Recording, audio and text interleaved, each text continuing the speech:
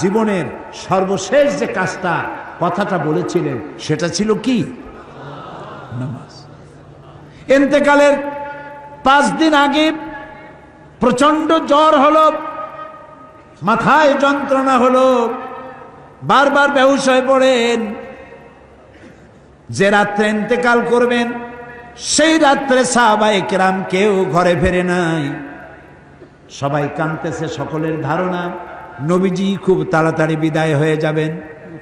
ঘরের মধ্যে স্ত্রীরা কাঁদেন, জামাই কাঁদে, নাতি নাতনি কাঁদেন। সব থেকে বেশি কাঁদছেন হযরতে মা ফাতিমা রাদিয়াল্লাহু তাআলা আনহা। রাসূলুল্লাহর হুশ এলো, হযরত ফাতেমার কান্না দেখে কাছে ইশারা করে ডাকলেন, কানে কানে কি যেন বললেন। হযরত ফাতেমার কান্না বন্ধ হয়ে গেল। হযরত আয়েশা ফাতেমাকে ডেকে বলেন, মা তোমার আব্বা জান কি তোমারে বলল, কান্না বন্ধ হলো তোমার?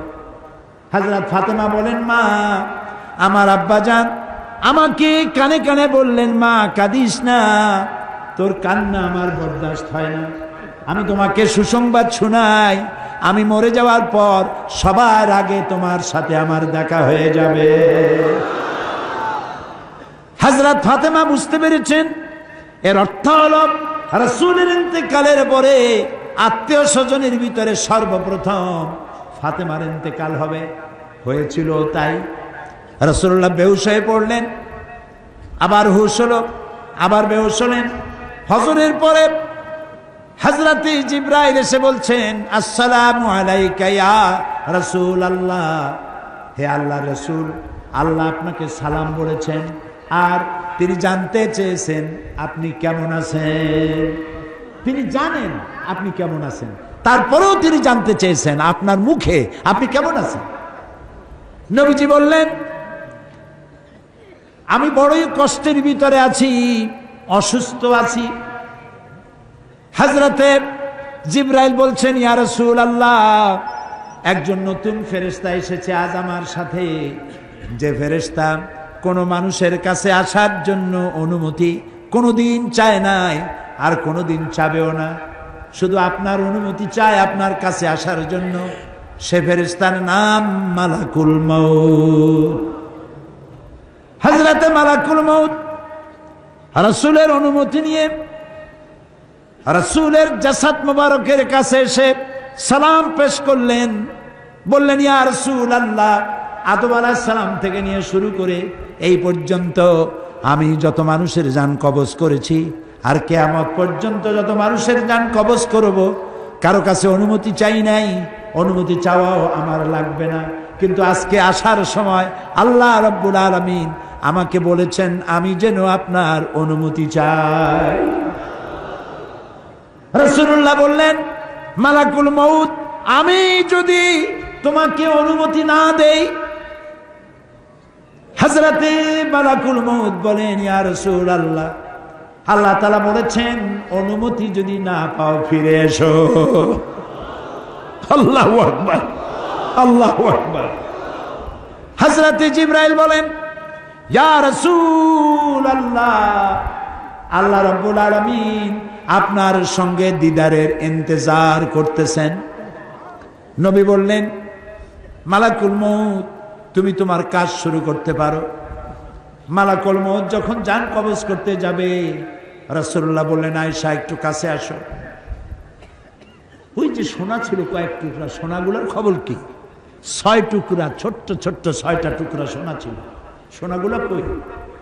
হযরত আয়েশা বলেন, আমি তার যত্ন করে রেখেছি। নবীজি বলছেন, এক্ষুনি স্বর্ণ টুকরাগুলি সদকা করে দাও। আমি মুহাম্মদ সাল্লাল্লাহু আলাইহি সাল্লাম আল্লাহর দরবারে এই অবস্থায় উপনীত হতে চাই না যে মুহাম্মদের ঘরের ভিতরে সোনা আছে। হযরত ওমর রাদিয়াল্লাহু তাআলা আনহু রাসূলের সঙ্গে দেখা করতে গেছিলেন একদিন। ঘরে মা আয়েশা ছিলেন না। হযরত ওমর সালাম দিয়ে ঘরের মধ্যে ঢুকে দাঁড়ায় দাঁড়ায় কাঁদতেছেন, বাচ্চা শিশুর মতো ডুকরে ডুকরে কাঁদছে। রাসূলুল্লাহ জিজ্ঞেস করছেন, ওমর কাঁদো কেন?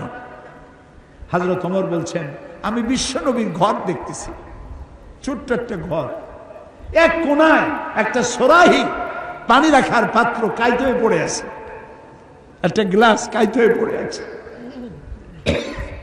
আর এক কোনায় 1 কেজি কি আধা কেজি জব পড়ে আছে, আর রাসূল শুয়ে আছেন দড়ি দিয়া বুনানো একটা খাটিয়ার উপরে, চাদর নাই, বালিশ নাই, হাত মোবারক মাথার তলে দিয়ে শুয়ে আছে, পিঠ মোবারকে দড়ির দাগ কেটে আছে। হযরত ওমর বলছেন, ইয়া রাসূলুল্লাহ, আমি তো বরদাস্ত করতে পারছি না, বিশ্বনবী তার পিঠে দড়ির দাগ, পানির পাত্র কাইট হয়ে পড়ে আছে, খাট নাই, বালিশ নাই, আপনি আমাকে অনুমতি দেন, আমি আপনার জন্য একটা তোষক বানাই নিয়ে আসি। রাসূলুল্লাহ বললেন, ওমর, আমি তো দুনিয়ায় শান্তি করতে আসি নাই, আমি যদি ওহদ পাহাড়কে বলি ওহদ আমার জন্য সোনায় পরিণত হয়ে যা, ওহদ পাহাড়টাই সোনা হয়ে যাবে, শান্তি করতে আসি নাই। নবীজি বললেন, আয়েশারে সোনাগুলি বিতরণ করে দাও, সাদকা করে দাও। মালাকুল মউতকে বললেন, তুমি তোমার কাম সারো। জান কবর শুরু হয়ে গেল।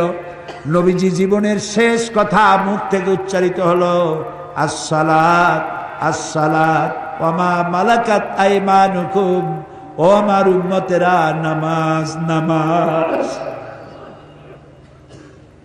ইন্তেকালের সময় মেয়ের কথা বললেন না, নাতির কথা বললেন না, জামাইয়ের কথা বললেন না, উম্মতকে স্মরণ করালেন, ও আমার উম্মতেরা, নামাজ ছেড়ে দিও না, আর তোমার অধীনস্থ ব্যক্তিদেরকে জ্বালা যন্ত্রণা দিও না, চাকর বাকরের জ্বালা যন্ত্রণা দিও না, গরিব মানুষের দিকে লক্ষ্য রেখো, আর আমি চিরজনমের মতো তোমাদের থেকে বিদায় নিয়ে গেলাম, নামাজ ছেড়ে দিও না।